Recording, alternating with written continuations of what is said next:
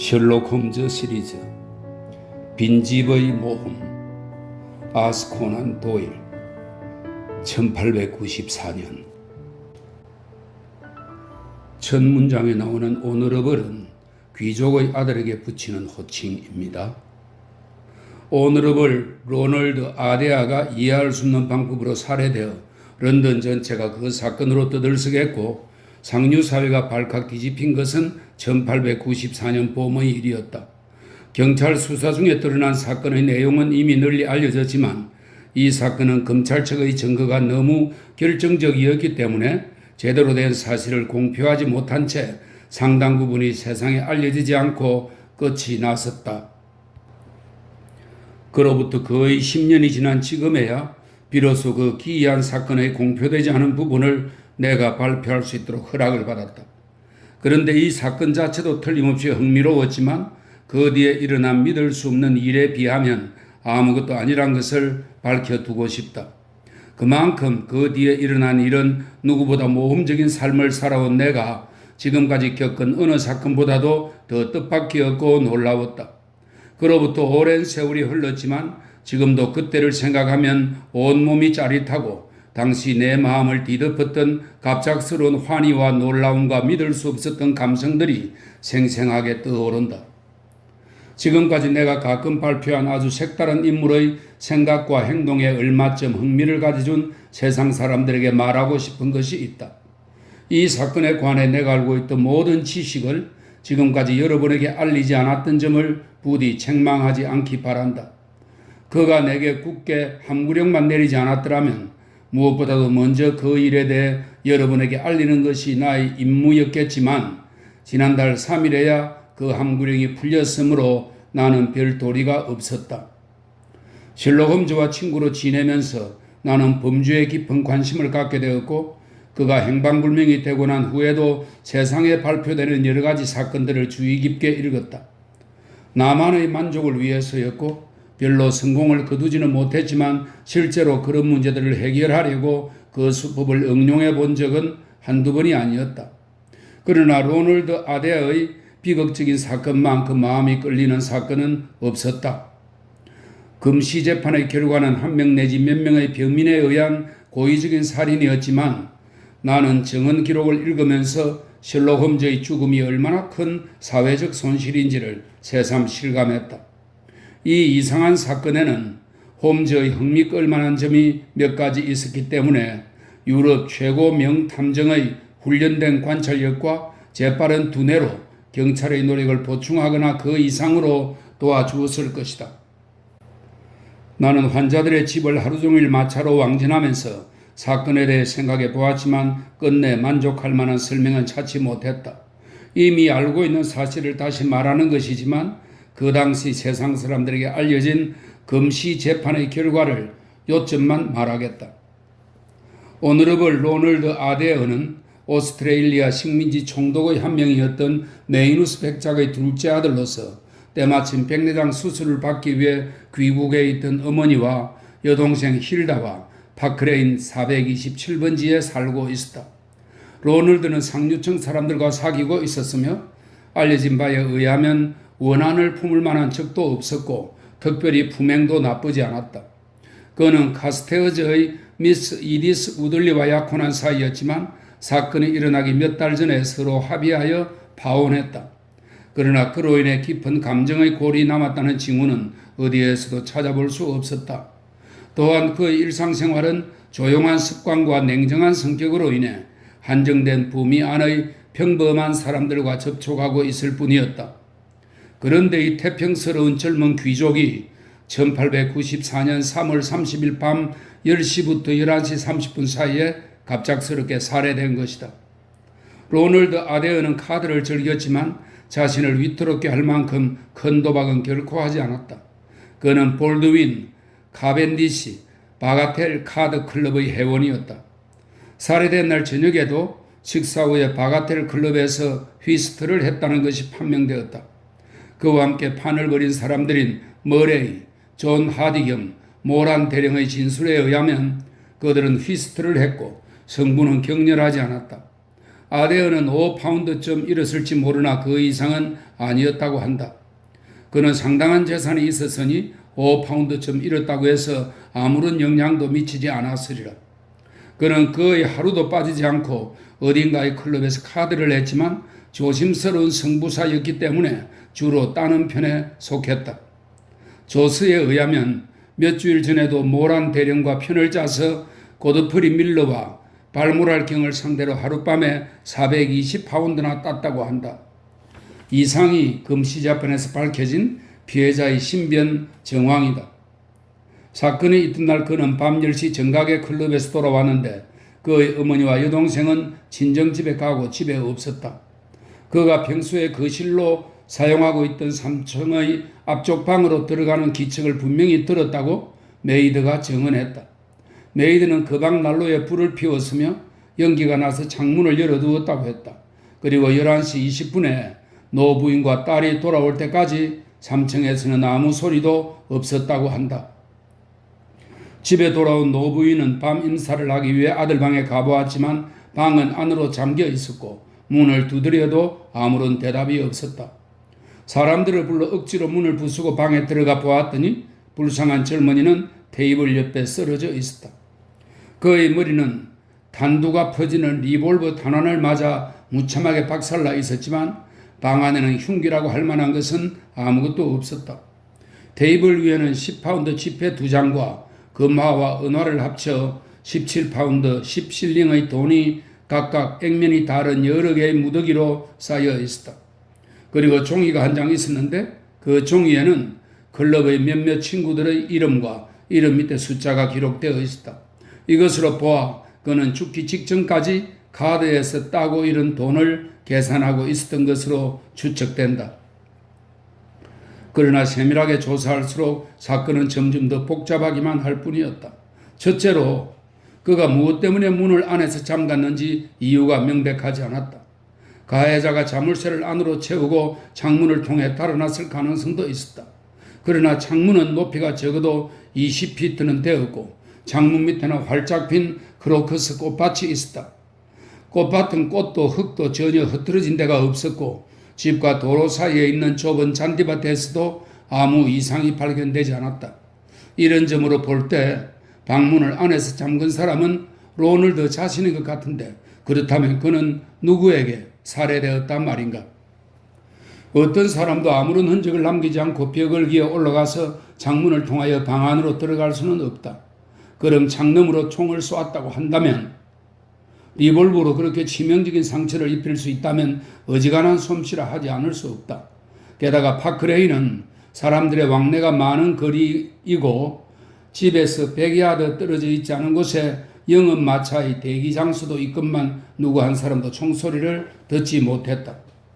그러나 분명히 사람이 살해되었고 그곳에는 권총 탄환도 있었다. 로널드는 보나마나 총을 맞자마자 즉사했을 것이다. 파크레인 사건의 정황은 대략 이러한데 내가 말했다시피 아데어에게는 적이 없으며 또 방 안의 현금 및 그 밖의 귀중품에도 손을 대지 않아 살해의 동기가 없었으므로 사건은 더욱 복잡해졌다. 나는 이 같은 사실들을 생각하면서 모든 정황에 맞는 합리적인 설명을 하려고 하루 종일 노력했다. 또 모든 수사는 가장 허술한 부분부터 시작해야 한다고 홈즈가 언제나 말했던 것을 상기하고 그 허술한 부분은 어디일까 생각도 해보았지만 아무런 진전이 없었다. 저녁 때 집을 나와 나는 공원을 가로질러 어슬렁거리며 걷다가 6시쯤에는 파크레인 끝에 있는 옥스퍼드가로 갔다. 길에는 한 무리의 한가로운 사람들이 모여 서서 모두가 어떤 집의 창문을 올려다보고 있어서 내가 보러 온 집이 그 집이라는 것을 곧 알 수 있었다. 사복 형사가 틀림없다고 생각되는 색안경을 낀 키가 멀쑥한 사나이가 둘레에 모인 사람들을 향해 사건에 대한 자기의 생각을 찌끄려대고 있어서 되도록 가까이 가서 들어보았다. 그런데 그의 사건에 대한 관찰이 너무 엉터리라 나는 정남이가 떨어져서 뒤로 물러났다. 그 순간 뒤에 서 있던 장애인 노인에게 부딪혔고 노인은 들고 있던 책을 몇 권 떨어뜨렸다. 나는 그 책들을 황급히 집어주었는데 책들 중에 나무 숭배의 기원이라는 책이 헐끗 눈에 띄었다. 노인은 가난한 애서가로서 장사 속인지 취미인지는 모르나 세상에 파묻힌 이름도 없는 서적을 수집하고 있는 것이 틀림없을 것이라고 나는 생각했다. 나는 실수를 정중히 사과했지만 이 노인에게는 내가 부딪혀 떨어뜨린 책이 대단히 귀중했던지 저주가 섞인 욕설을 내뱉고는 몸을 획 돌려 급히 자리를 떠났다. 파크레인 427번지의 집을 관찰해 보아도 사건 해명의 단서는 아무것도 발견할 수 없었다. 집과 길 사이에는 낮은 담과 난간이 있었으나 담과 난간을 합치더라도 높이가 5피트가 안 되어 아무나 쉽게 뜰 안으로 들어갈 수 있었다. 그러나 3층 창문은 절대로 접근할 수 없었다. 수도관이나 잡고 올라갈 수 있는 것은 아무것도 없어서 아무리 날쌘 사람이라도 올라갈 수 없었다. 점점 더 알 수 없게 된 나는 켄싱턴의 집으로 돌아갔다. 서재에 들어가서 5분도 지나지 않아 메이드가 와서 나를 찾아온 사람이 있다고 말했다. 놀랍게도 방문객은 아까 만난 서적을 수집하는 노인이었다. 적어도 12권은 됨직한 책들을 오른쪽 옆구리에 소중한 듯 끼고 있는 흰 수염의 노인은 날카로운 눈빛을 보이고 있었다. 선생, 깜짝 놀랐지요? 노인은 이상하게 들리는 쉰 목소리로 말했고 나는 고개를 끄덕였다. 마음이 끄림직해서 왔습니다. 선생을 따라 절렁거리며 길을 걷고 있다가 선생께서 이 집으로 들어가는 것을 보았습니다.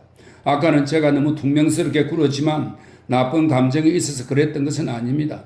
그래서 친절하신 분을 찾아뵙고 책을 주워주셔서 감사했다는 말을 해야겠다고 마음먹고 찾아왔습니다. 별것도 아닌 일에 너무 신경을 쓰십니다. 그런데 어떻게 저를 알고 계시죠? 저는 이웃에 살고 있습니다. 처치가 모퉁이에 있는 작은 책 가게가 제 소유인데 만나 뵙게 되어 반갑습니다. 선생도 책을 모으고 계시는 모양이지요. 여기 영국의 조류, 캐톨로스의 시집, 그리고 성전 등이 있는데 모두 희귀한 책들이군요. 저 책꽂이의 두 번째 빈칸은 5권만 더 있으면 다 채워지겠군요. 저 상태로는 좀 보기 흉하지 않습니까? 나는 고개를 돌려 뒤에 있는 책꽂이를 보았다. 그리고 다시 고개를 돌리자 책상 앞에 셜록 홈즈가 서 있었다. 나는 깜짝 놀라 자리에서 벌떡 일어나 그를 잠깐 동안 멍하니 보다가 생전 처음이자 마지막으로 기절한 모양이다. 정신이 들었을 때는 옷깃이 열려 있었고 입술에는 브랜디의 찌르는 듯한 뒷맛이 남아있었다. 홈즈가 술병을 들고 의자 위로 몸을 굽혀 나를 내려다보고 있었다. 이봐 왓슨, 귀에 익은 홈즈의 목소리였다. 이거 정말로 미안해. 자네가 그렇게까지 충격을 받으리라고는 생각지 못했네. 나는 그의 팔을 잡고 소리쳤다. 홈즈, 정말로 홈즈인가? 자네가 정말로 살아있었나? 어떻게 그 무서운 10년에서 기어 올라올 수 있었나? 잠깐 기다리게. 이야기를 해도 괜찮겠나? 내가 극적으로 모습을 나타내는 쓸데없는 짓을 해서 자네를 정말 놀라게 했군. 나는 괜찮지만 내 눈을 믿을 수 없어. 홈즈, 세상에 다른 사람도 아닌 자네가 내 서재에 나타나다니. 나는 다시 한번 그의 팔을 잡았다. 가늘지만 힘이 센 그의 팔이 옷 밑에서 느껴졌다. 역시 유령은 아니군. 자네를 다시 보니 미칠 듯이 기쁘네. 아무튼 앉아서 그 무서운 절벽에서 어떻게 살아나왔는지 얘기하세요. 홈즈는 나를 마주보고 앉아 예의 대범한 태도로 담배에 불을 붙였다. 입고 있는 옷은 서적상의 초라한 프로코트였고 아까 변장했던 흰 가발과 변장용 수염, 헌 책들은 테이블 위에 쌓여 있었다. 홈즈는 전부 다 여우인 것 같아 더 날카롭게 보였다. 독수리 같은 얼굴에는 창백한 빛이 엿보여 건강의 생활이 곧했을 것이라 생각됐다. 발다리를 마음대로 뻗을 수 있어 아주 좋군. 왓슨, 키가 큰 내가 계속해서 일핏 떠나 몸을 오그리고 있으려니 얼마나 힘들었겠나? 왜 이런 짓을 하고 있느냐 하면 오늘 밤에는 어렵고 위험이 따르는 일이 있는데 자네의 협조가 필요해서 그렇게 했다네. 모든 설명은 그 일이 끝나고 하는 것이 좋겠어. 나는 호기심으로 가득 차 있네. 지금 설명을 듣고 싶군. 그럼 오늘 밤 같이 가겠나? 언제? 어딜 가든 자네 말대로 하겠어. 전에 우리가 같이 일했던 때와 똑같군.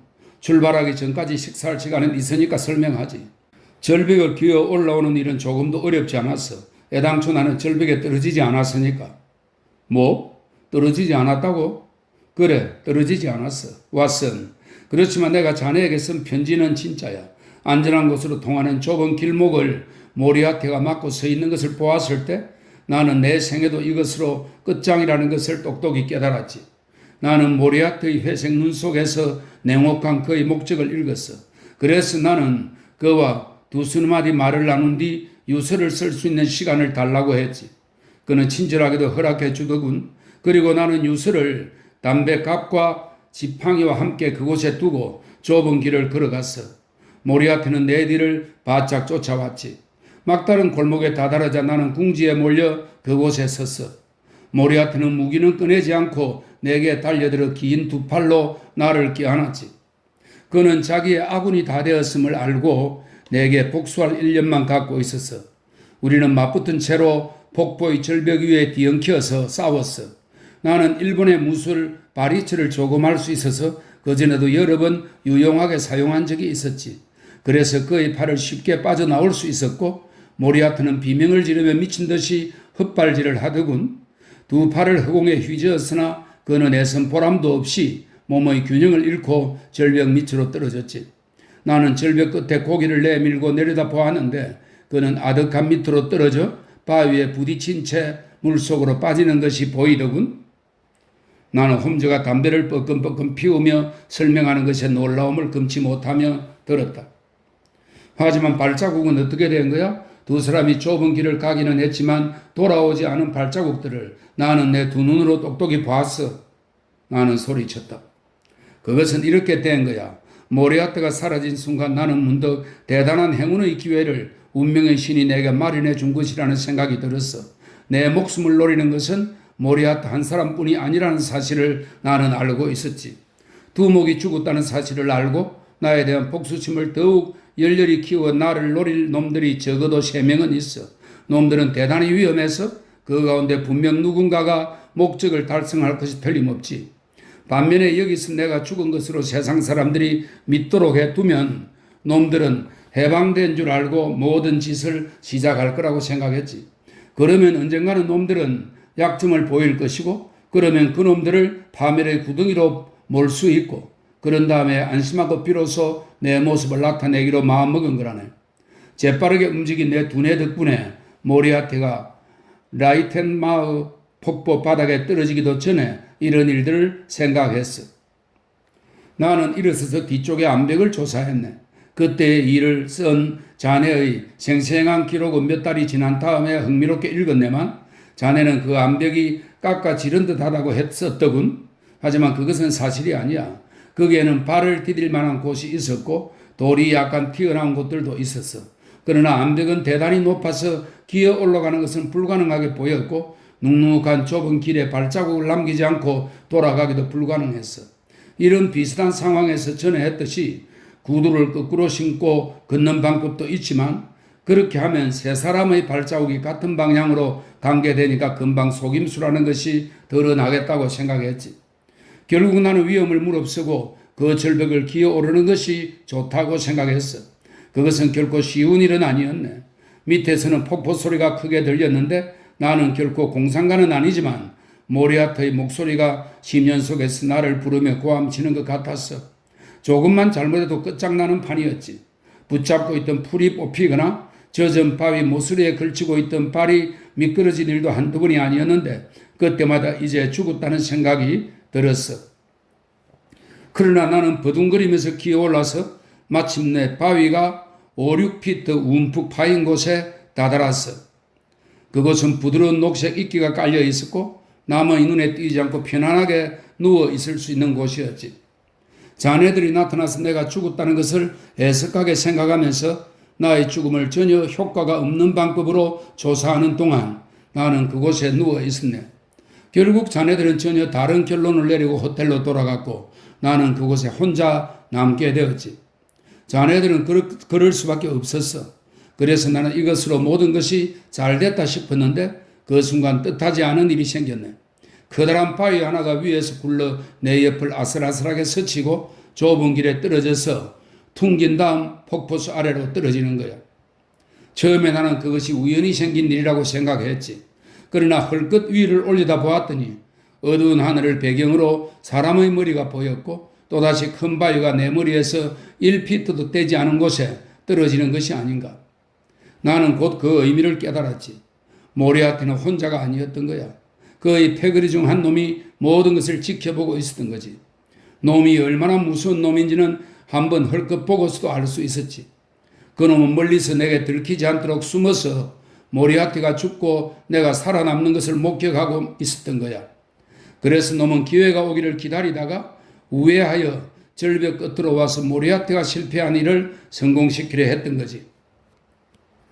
그렇게 되었다는 것을 생각하는 데는 그리 시간이 걸리지 않았네.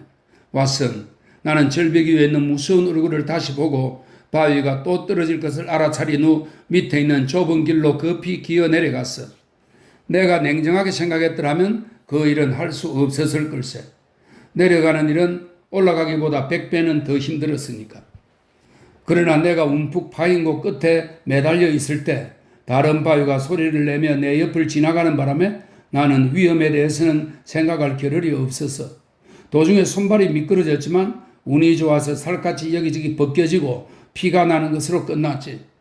그렇게 나는 좁은 길을 내려선 뒤 캄캄한 산속을 10마일이나 도망쳐서 일주일 후에는 세상 누구도 모르게 이태리의 피렌체에 도착했네. 나는 단 한 사람에게만 사정을 털어놓았어. 마이크로프트 형이야. 자네에게는 정말 미안하지만 세상 사람들이 내가 죽었다고 믿는 것이 내게는 대단히 중요했어. 만일 자네가 나의 불행한 최후를 정말로 믿지 않았다면 내가 조난당한 이야기를 그토록 설득력 있게 쓸 수는 없다고 생각하고 나는 자네에게 알리지 않았던 거라네. 지난 3년 동안 나는 자네에게 편지를 쓰려고 펜을 몇 번이나 잡았는지 몰라.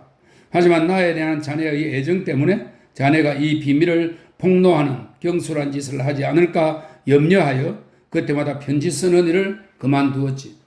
같은 이유로 자네가 오늘 내가 책을 떨어뜨리도록 했을 때도 나는 자네로부터 급히 떨어졌던 것인데 그때 나는 위험한 입장에 있었기 때문에 자네가 나를 알아보고 놀라서 떠들던가 했다면 대단히 비참한 일이 일어났을 거야. 마이크로프트 형에게는 돈이 필요해서 부득이 털어놓을 수밖에 없었어.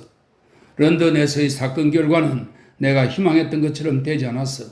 모리아티 일행의 재판 결과 놈들 일당 중에서 가장 위험하고 나에 대한 복수심이 가장 강한 두 놈이 석방되었지. 그래서 나는 2년 동안 티베트를 여행하며 라사도 방문하고 라마교의 우두머리도 만나면서 재미있는 세월을 보냈다네. 시겔손이라는 노르웨이 사람의 훌륭한 탐험 기사를 자네도 읽었겠지만 그 사람이 나였다는 사실은 짐작도 하지 못했을 걸세. 그런 다음 나는 페르시아를 지나 메카를 방문하고 카르툼의 카리프에서 회교 교주와 잠시 동안 흥미로운 접견을 했지. 이러한 일들의 결과는 외교부에 연락했어. 프랑스에 돌아와서는 남프랑스의 몽펠리에에 있는 한 연구소에서 콜타르 유도체에 대한 연구를 몇 달 동안 했지. 그에 대한 만족할 만한 결과를 얻은 다음 런던에는 적이 한 사람밖에 없다는 것을 알고 런던으로 돌아오려고 하던 참이었는데 파크레인 사건이 일어나서 급히 서둘러서 왔다네. 이 사건은 사건 그 자체에 마음이 끌린 것도 사실이지만 나에게 어떤 개인적인 기회를 제공했어. 나는 즉시 런던으로 돌아와 베이크가를 찾아가서 허드슨 부인을 까무러치게 할 정도로 놀라게 해주었지. 옛 보금자리는 마이크로프트 형의 수고로 서류들을 포함해서 옛날과 같이 보존되어 있더군. 그리하여 오늘 오후 2시에는 옛날의 그 방에 늘 앉던 안락의자에 앉아서 친구 왓슨이 옛날처럼 낯익은 의자에 앉아 있었으면 하고 생각했네. 이상이 4월 어느 저녁에 그에게서 들은 놀라운 이야기다.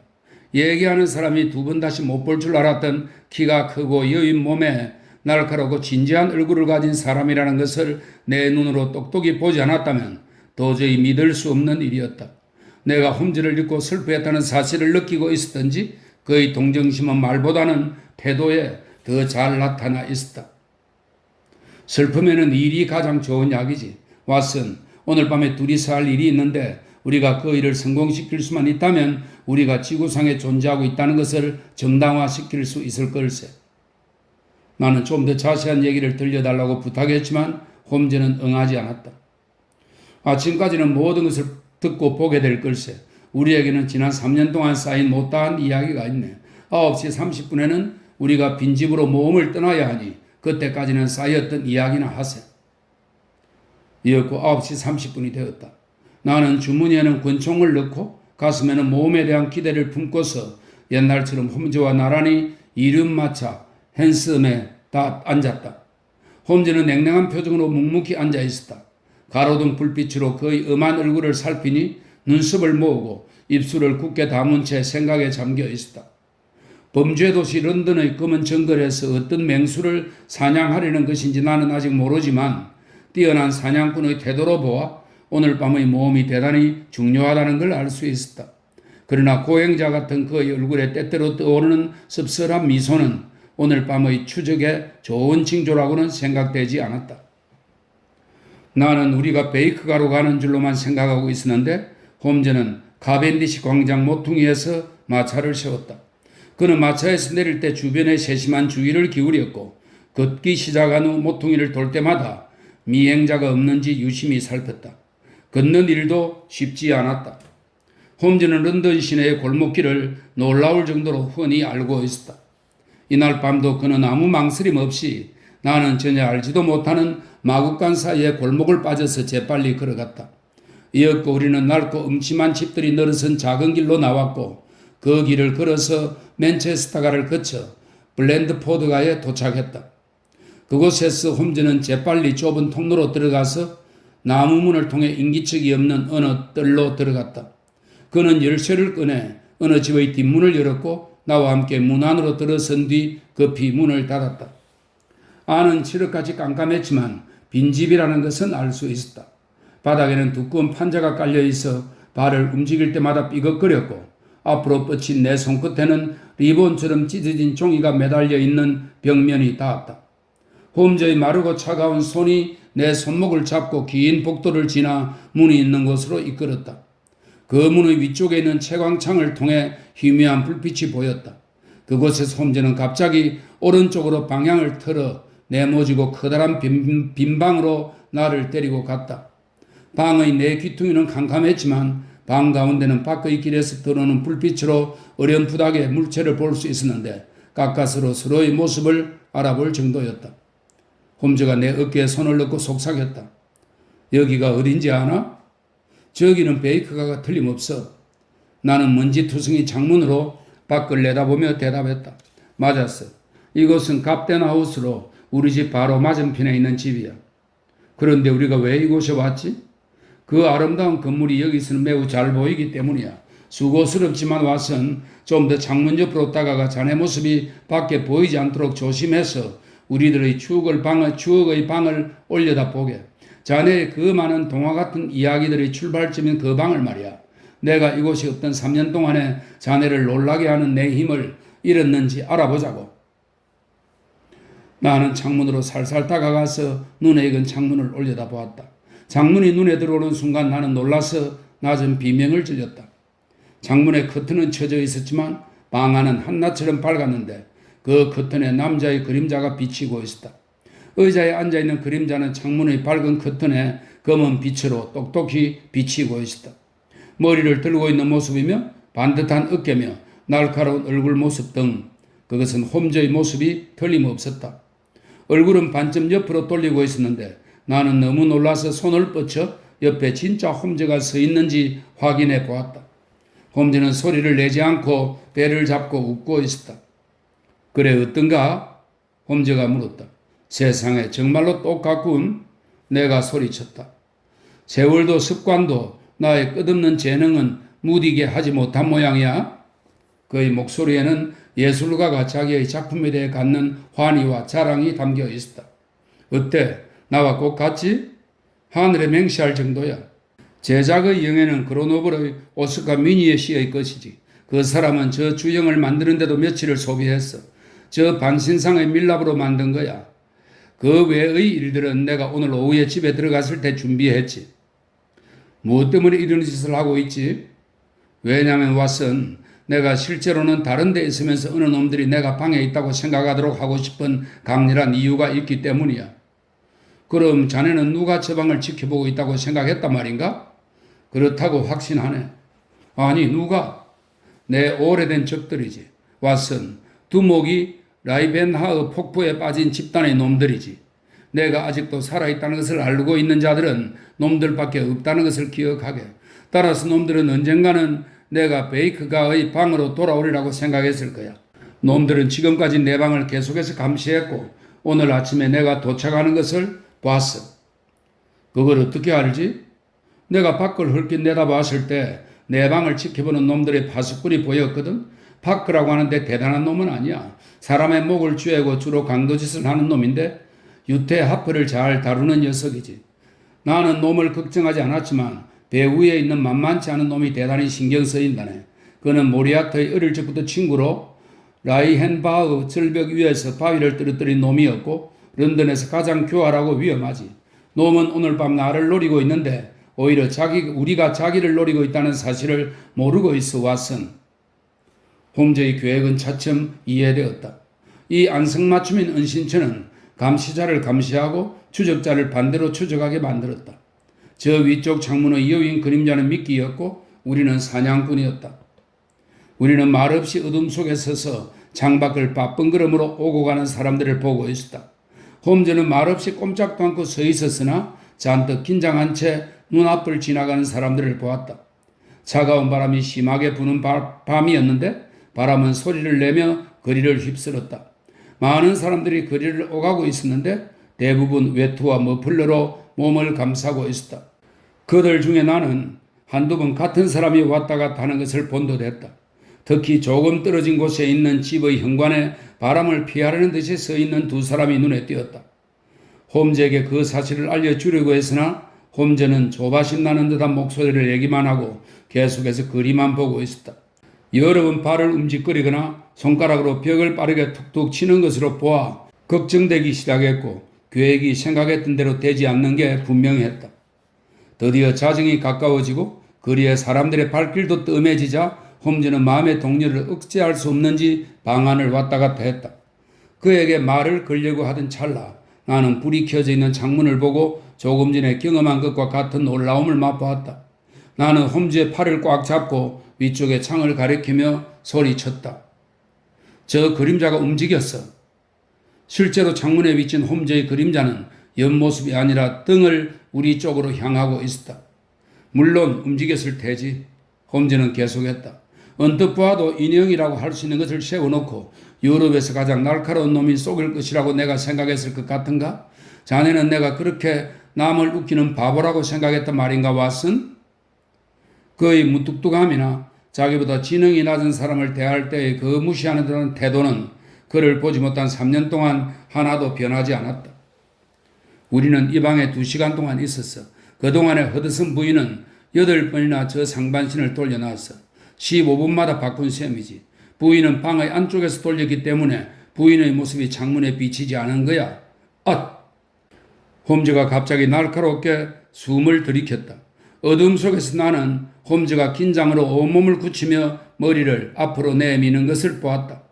밖의 거리에는 아무도 없었다. 아까 두 사람은 아직도 현관 출입구에 웅크리고 있을 듯한데 보이지 않았다. 주위는 조용하고 어둡기만 할 뿐이었다. 다만 맞은편 창문만이 밝은 노란 불빛 속에 서 있는 홈즈의 모습을 보여줄 뿐이었다.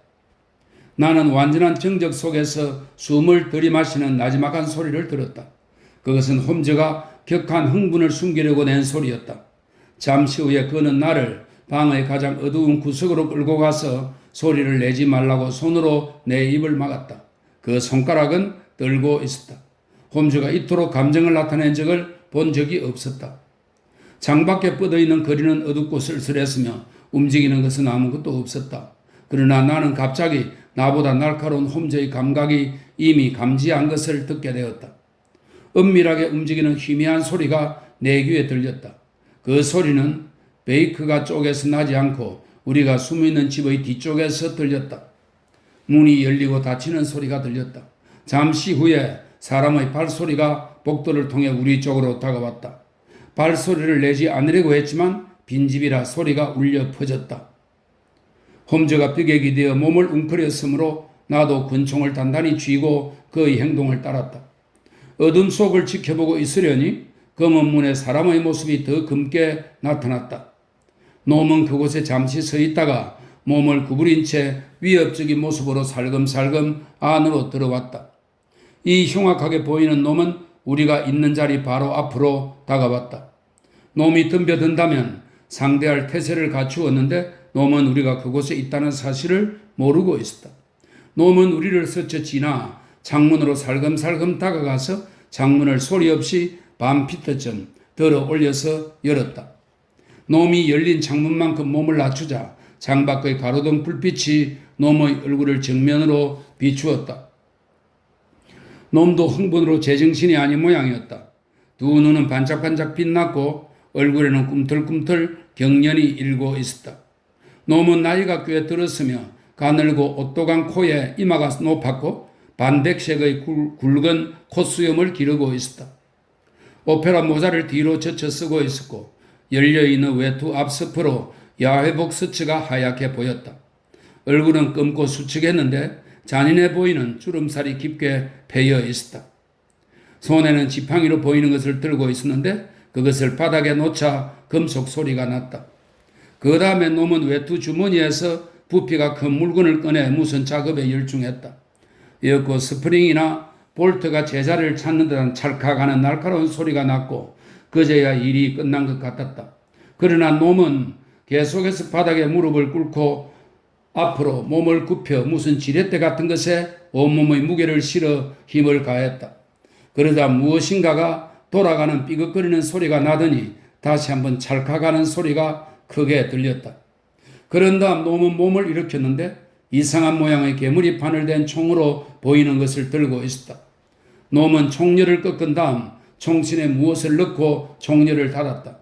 그런 다음 바닥에 쭈그리고 앉아 총신 끝을 열려있는 창턱에 걸쳤다. 그리고 총을 조준했는데 기다란 콧수염이 괴물이판에 닿았고 눈은 섬뜩한 광채를 내뿜고 있었다. 놈은 만족스럽다는 듯이 작은 한숨을 내쉬고 총대를 어깨에 대고 조준했는데 그가 노리고 있는 것은 놀랍게도 맞은편 창문에 비치고 있는 홈즈의 검은 그림자였다. 그는 잠깐 동안 꼼짝도 하지 않다가 방아쇠를 당겼다. 쉿 하는 이상한 소리가 들린 다음 유리창이 깨지는 소리가 길게 울려 퍼졌다. 그 순간 홈즈는 호랑이처럼 저격자의 등에 달려들어 놈의 얼굴이 바닥을 향하도록 매다 꽂았다. 그러나 놈은 즉시 일어나서 무서운 힘으로 홈즈의 목을 움켜잡았다. 내가 권총 손잡이로 놈의 머리를 후려치자 놈은 다시 바닥에 쓰러졌다. 나는 즉시 놈에게 몸을 던져 꼼짝 못하게 했고 홈즈는 날카롭게 호루라기를 불었다. 즉시 거리에서 달려오는 발소리가 났고 제복 경관 2명과 사복 형사 1명이 현관문을 통해 방으로 뛰어들었다. 퍼스트레이드 경감 당신이군요. 홈즈가 말했다. 네, 홈즈씨. 내가 직접 이 일을 처리하기로 했습니다. 런던에서 다시 뵙게 되어 반갑습니다. 당신에게 비공식적인 도움이 필요할까 싶어 제가 나섰습니다. 미궁에 빠진 사건이 1년에 3건이나 생기면 곤란하니까요. 당신은 몰세의 사건을 당신답지 않게, 아니 내 말은 훌륭하게 처리했단 말이죠. 우리는 모두 일어섰고 우리에게 잡힌 놈은 건장한 두 경관 사이에서 숨을 몰아쉬고 있었다. 밖에는 구경꾼들이 벌써 몇 명 모여 있었다. 홈즈는 들창으로 가서 창문을 닫고 커튼을 쳤다. 퍼스트레이드는 촛불을 켰고 경관들은 갖고 있던 랜턴의 덮개를 벗겼으므로 나는 드디어 잡힌 놈의 얼굴을 볼 수 있었다. 내 쪽을 향하고 있는 놈의 얼굴은 놀랄 만큼 남성적이었고 사악했다. 철학자 같은 이마와 호색한의 턱을 갖고 있는 대단한 악인 아니면 선인으로 보였다.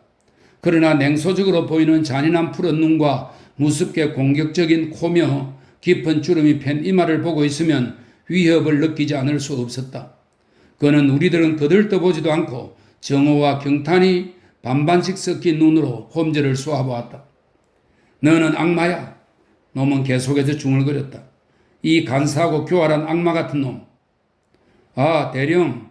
홈즈는 흐트러진 놈의 칼날을 고쳐주면서 말했다. 옛날 연극 대사에서 나그네 길의 끝은 애인과의 만남이다 라고 했던가? 내가 라이헨바흐 폭포 중간에 있을 때 나를 공격한 이후로 처음 만났군요. 대령이라 불린 남자는 의리 빠진 사람처럼 홈즈를 멍하니 보면서 계속해서 악말하고 중얼거릴 뿐이었다. 당신을 아직 소개하지 않았군요. 홈즈가 말했다. 이분은 세바스찬 모란 대령으로 한때는 우리 대영 제국 인도군의 장교였죠. 또한 맹수 사냥에서는 가장 훌륭한 명사수였습니다. 호랑이 사냥에서는 아직도 당신 기록을 깬 사람이 없지요? 안 그랬어, 대령? 사납게 생긴 남자는 아무 말도 하지 않고 홈즈만 노려보았다. 사납게 부르뜬 눈과 뻣뻣한 수염의 노인은 마치 호랑이처럼 보였다. 나의 간단한 계략에 당신 같은 노련한 사냥꾼이 걸려들다니 이상하군. 홈즈가 계속했다. 이런 계략은 당신도 많이 썼을 테지만 나무 아래에 어린 양을 붙들어 메어놓고 그 미끼가 호랑이를 불러들이도록 나무 위에서 기다린 적이 있었겠지? 이 빈집은 내 미끼였고 당신은 내 호랑이였어. 그런 경우에 당신은 호랑이가 동시에 여러 마리 나타나거나 그럴 가능성은 적지만 혹시 호랑이를 맞추지 못했을 때를 대비해서 예비로 다른 총을 준비했겠죠? 이들이 그는 우리들을 가리키며 말했다. 내 예비총이었어. 당신이 호랑이 사냥 때 준비한 예비총이나 이 사람들이나 같은 역할이요. 모란 대령은 분노의 욕설을 퍼부으며 홈즈에게 덤볐지만 경관들이 그를 제지했다. 노기를 띤 그의 얼굴은 무시무시했다. 솔직히 말해서 나도 놀란 점은 있어. 홈즈가 말했다.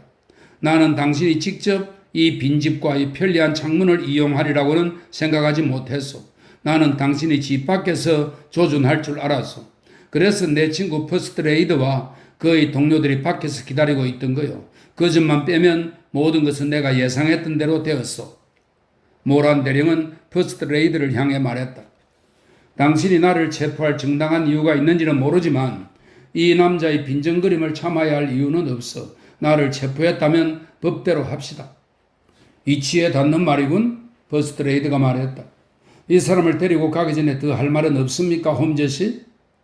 홈즈는 바닥에 있던 강력한 공기총을 집어들고 살핀 다음 말했다. 훌륭하고 진귀한 무기요. 대단한 힘을 가졌을 뿐만 아니라 아주 조용한 무기요. 죽은 모리아티 교수가 독일의 폰 헤르데르라는 시각장애자 기술자에게 만들도록 한 것입니다. 이 총이 있다는 것은 알고 있었지만 실물을 보는 것은 처음이요. 이 총과 총알을 조심해서 관리하세요, 경감. 그 점은 믿어주십시오, 홈즈 씨. 경관들이 모두 출입구 쪽으로 향하자 퍼스트레이드가 말했다. 다른 말씀은 없습니까? 대령을 무슨 죄로 연행하는지 그 점을 알고 싶군요. 무슨 죄를 지었느냐고요? 그야 물론 셜록 홈즈 씨 살인 미수죄지요. 그렇지 않아요, 경감. 나는 이 일에 이름을 드러내고 싶지 않소.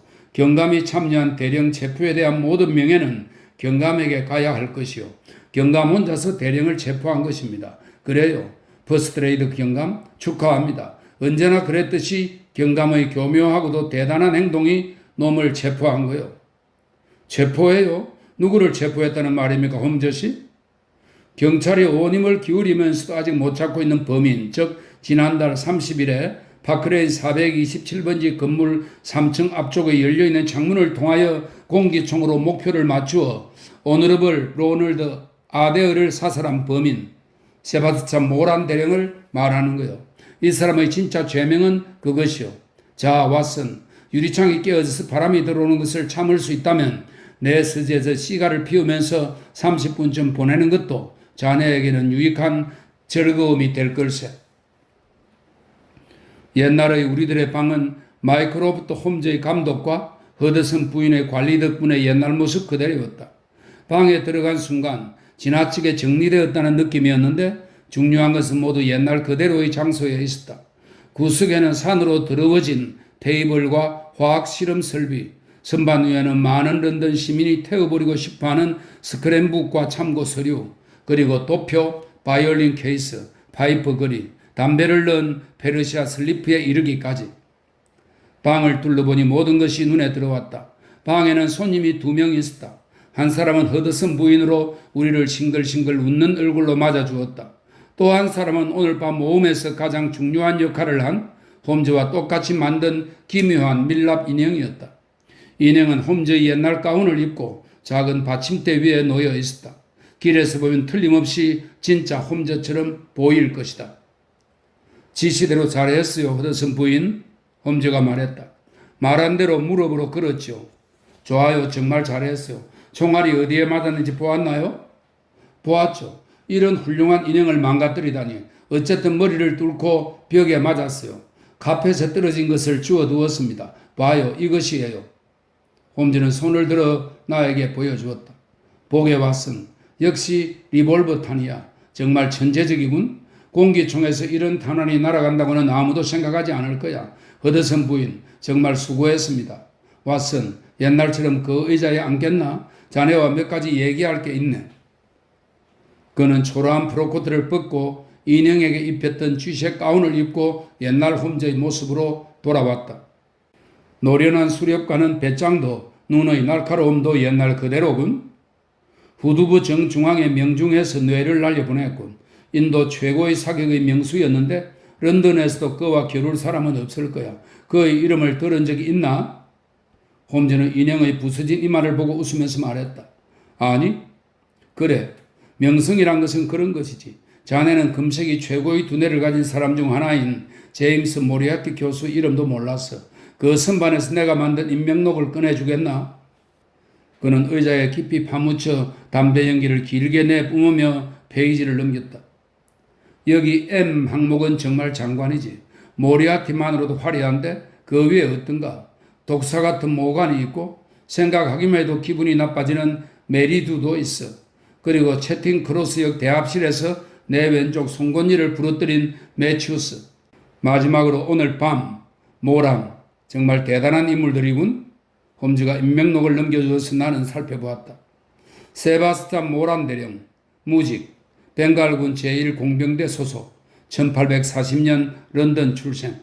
아버지는 페르시아 공사로 베스 훈작사 오거스트스 모란경, 이튼교파 옥스퍼드 대학에서 공부, 조와키 아프가니스탄 전투에 참가, 차라시압, 이 차라시압은 수훈자 보고서에 이름을 올리는 걸 말합니다. 차라시압, 셔풀, 카불의 전전, 저서, 서부 히말리아의 맹수 사냥, 정글의 3개월, 주소, 콘듀이카 앵글로 인디언 클럽, 탱그빌 클럽, 바가텔 카드 클럽 소속.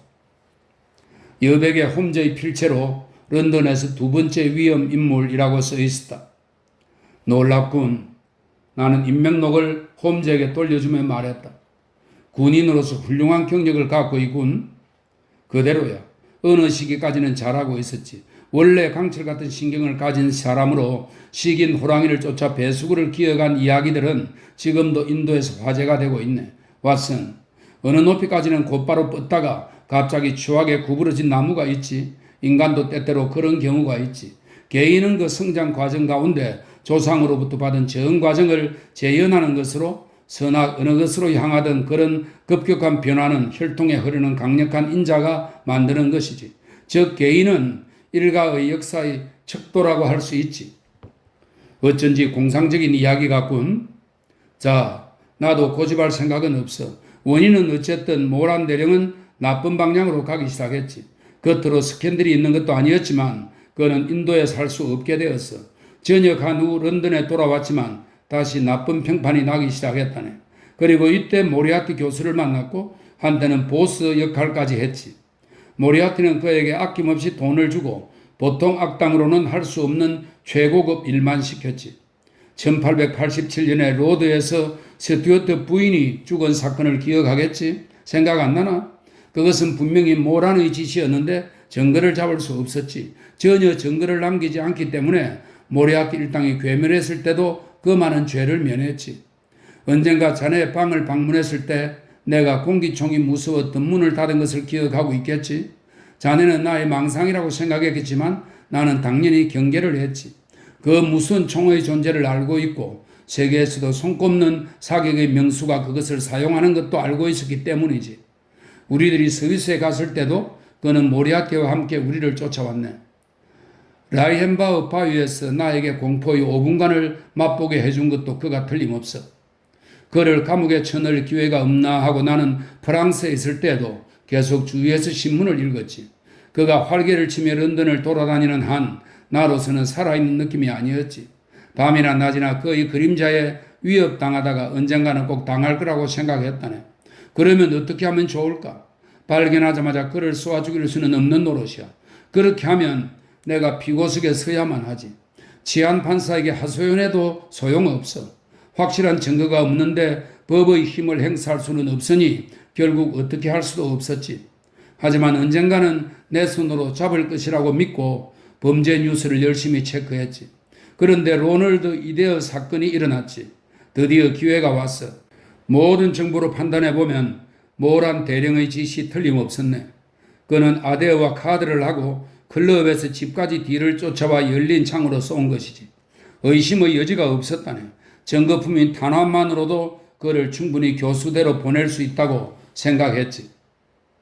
나는 런던으로 돌아왔지만 감시자에게 발견되었네. 대령은 내가 돌아온 것을 곧 알았을 거야.